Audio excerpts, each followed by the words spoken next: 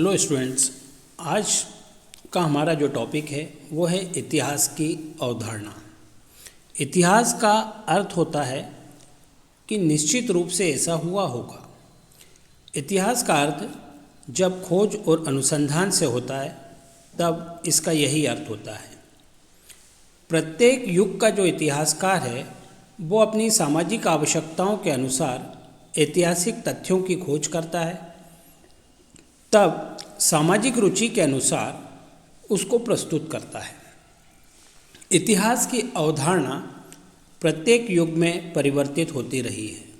युग और परिवेश इतिहास की अवधारणा को निरंतर बदलते रहते हैं। इतिहास की अवधारणा सदैव उद्देश्यपरक रही है।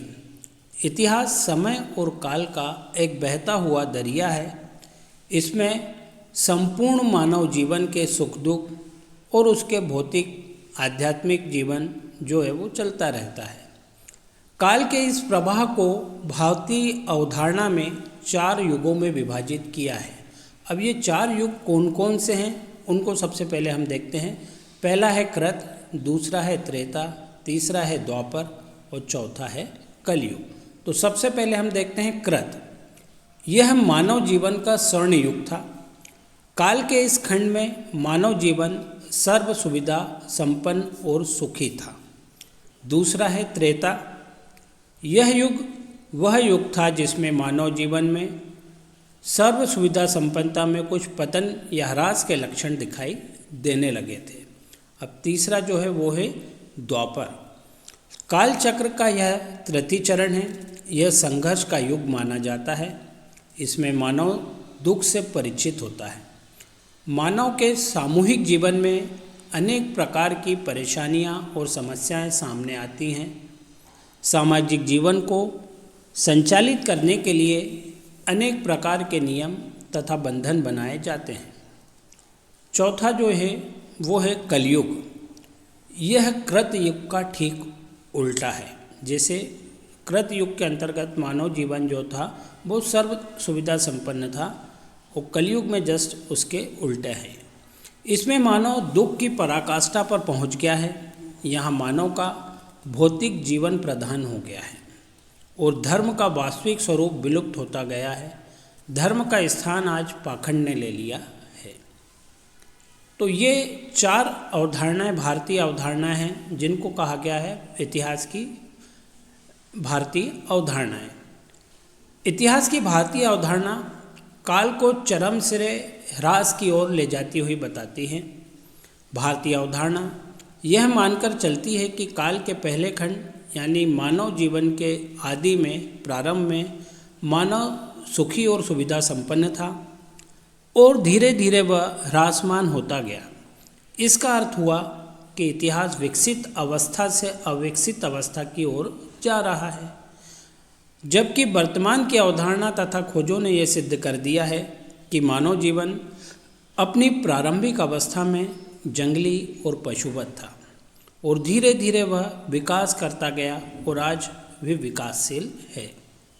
अब यह तो हुई भारतीय अवधारणा। इसी के संदर्भ में हम दूसरी अवधारणा की बात करें जिसको हम यूनानी या रोमन इतिहास की अवधारणा कहते हैं। वो भी भारतीय अवधारणा के समकक्षी है। इतिहास की यूनानी रोमन अवधारणा में हैसियट का युग चक्र सिद्धांत महत्वपूर्ण है।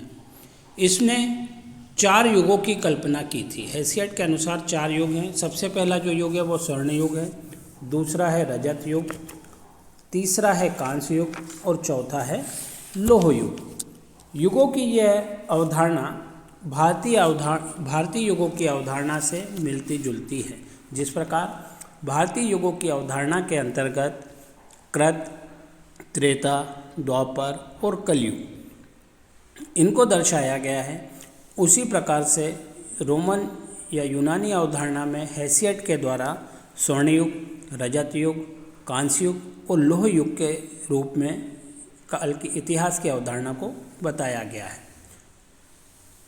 इसमें भी प्रथम युग को विकासमान और धीरे धीरे ह्रासमान होता हुआ दिखाया गया है। कलिंगवुड ने हैसियट के युग चक्रवादी अवधारणा की आलोचना की है और इसे अनऐतिहासिक अवधारणा करार दिया है। तो कॉलिंगवुड ने हैसियत की जो अवधारणा थी उस अवधारणा को स्वीकार नहीं किया है, उसको नकार दिया है।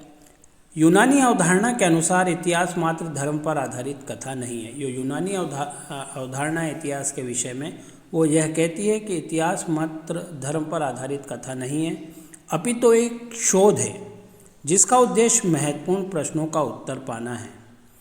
हेरोडोटस को इतिहास की अवधारणा मानववादी, धार्मिक नहीं है ऐसा मानना है।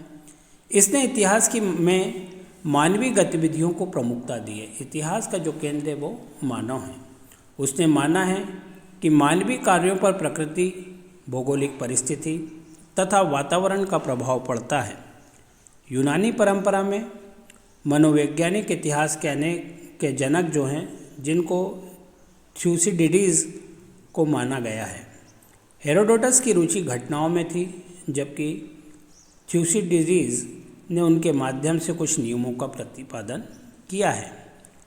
थ्यूसिडिडीज़ ने भाग्य की अपेक्षा मानव इच्छा को इतिहास के बनाने में अधिक सशक्त घटक माना था। अब ये दोनों अवधारणा देखने के बाद हम वर्तमान में जो आधुनिक इतिहास की अवधारणा है उसको समझते हैं। आधुनिक युग जो है वो वैज्ञानिक युग माना जाता है। इस युग में इतिहास का वही अर्थ नहीं रहता जो धार्मिक युग और अवधारणा में था। अब इतिहास घटनाओं का उल्लेख मात्र नहीं है और न ही ईश्वर की अवधारणा का केंद्र बिंदु है। अब मनुष्य इतिहास के केंद्र में है। उसकी इच्छा शक्ति और विवेक इतिहास को अपने तरीके से बदल सकते हैं तथा ग्रहण करते हैं।